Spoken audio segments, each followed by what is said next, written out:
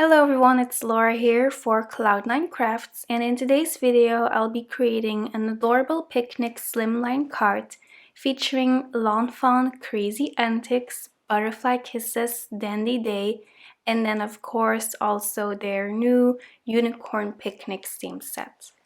I stamped each image on Nina's Solar White cardstock in Memento Tuxedo Black ink, and I'm coloring each image using Copic sketch markers.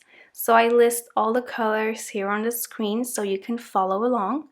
I always start out with my lightest color, then use the darkest shade, then the mid-tone color, and then finally blend everything together using the lightest shade again. So for this topping on this ice cream, I used E27, E35, and E55, which is quite an unusual combination, but I actually wanted it to look more like a caramel sauce, so that's why I combined the E35 color. For the watermelon, I'm using RV14, RV13, and RV11. Then for those little hearts on top of the sundaes, I used R29, R24, and R22. I didn't end up using this sandwich image, but I still wanted to show you the green combo. So for the green on this card, I used YG09, YG06, and YG03.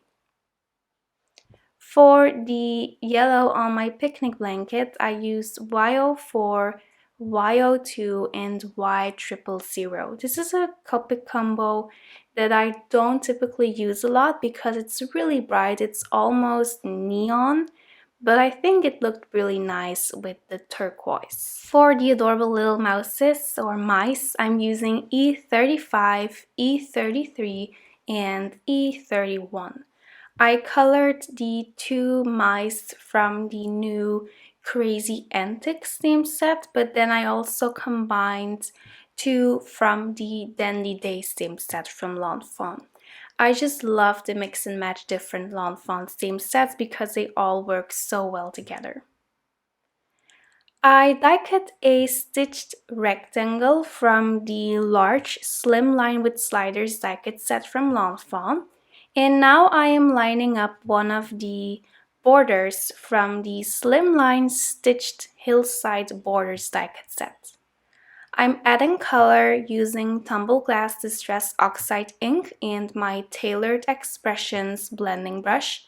Then I'm using a watercolor pen from the Kuretake Gansai Tambi watercolor set. This is color number 63, which is a vibrant blue, and I mixed that with some water and then I splattered the drops on my cardstock.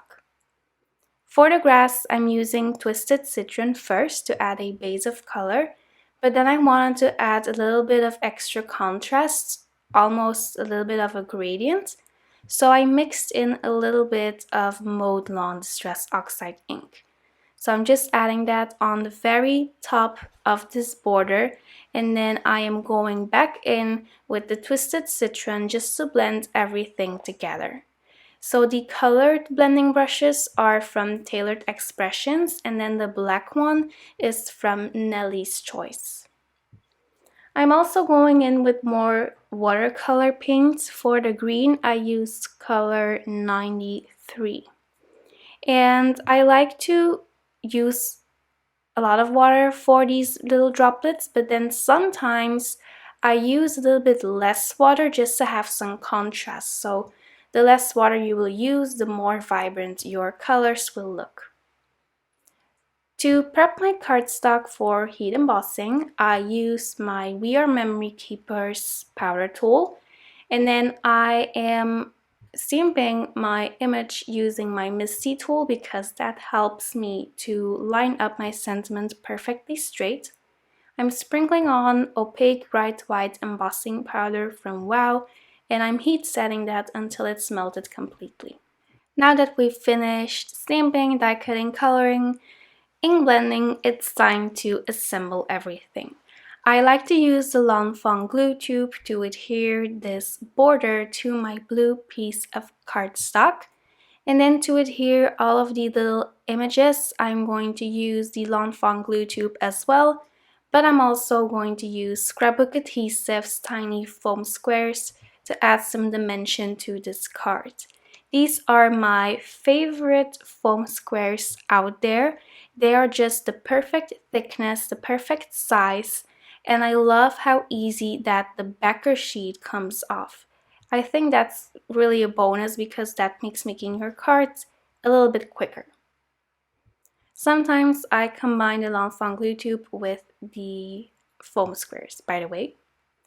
I die cut a large rectangle from the small Slimline with lift-to flaps die cut set from Lawn Fawn using ballet slippers cardstock from Lawn Fawn, and then I'm adhering everything together. I adhered my pink cardstock using my ATG on a white note card, and I adhered the finished picnic scene using Scotch foam tape. I also went in with a Crafter's Companion clear sparkle pen and of course a coat of glossy accents for extra shine and dimension. So there we go, that finishes up my cards. I hope you enjoyed this video. If you did, make sure to subscribe to this channel, click the notification bell below, and give this video a big thumbs up. Thank you so much for stopping by. I will see you very soon. Bye bye.